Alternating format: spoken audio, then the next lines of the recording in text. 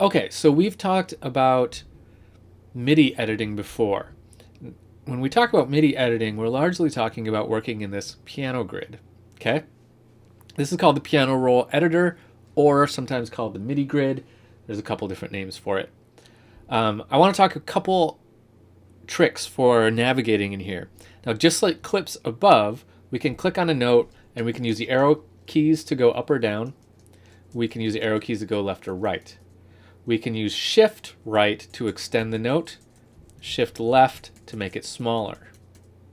We can use shift up to jump up an octave, shift down to jump down an octave. You can just keep hitting those all day long if you want. Now, one of the most important things about editing MIDI is something called quantizing. And for that, let's zoom right in here. So this is the little rhythmic synth that we captured.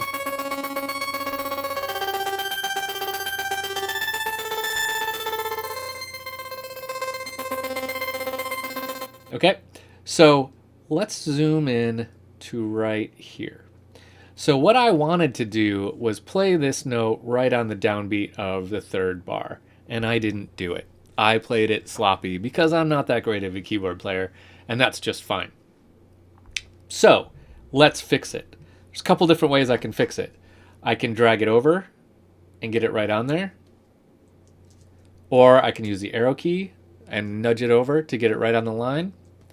Or I can do all of the fixes at once. Command A to select all, or I can drag a box around everything. So I highlight all the notes. Then I'm going to control click to get this menu. This is called the contextual menu, by the way. And I'm going to say quantize. Now look what happens when I did that. Whoop, it landed right on that line. What quantize does is just tighten up your rhythms and get them to the nearest vertical point. So this one, for example, I might have wanted this note to be right here. And it got it to right here is where it moved it to. So I might look at my quantize settings to see it's going to adjust it to the current grid. So that means as much as we're zoomed in at that moment that we quantize it, that's where it's going to quantize it to. If I said eighth notes, and I said okay. So now it moved it to the nearest eighth note, which was in the opposite direction of where I wanted it to go. That's where I wanted it to be.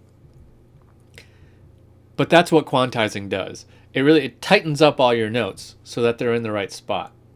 This MIDI clip up here, our little synth riff, does not need to be quantized at all because I just clicked in those notes. I didn't play them in.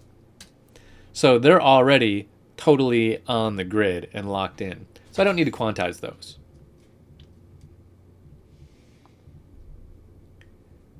So don't forget, after you record something on a MIDI instrument, you can always quantize it just to really tighten it up and make yourself sound like a genius pianist, even when you're not.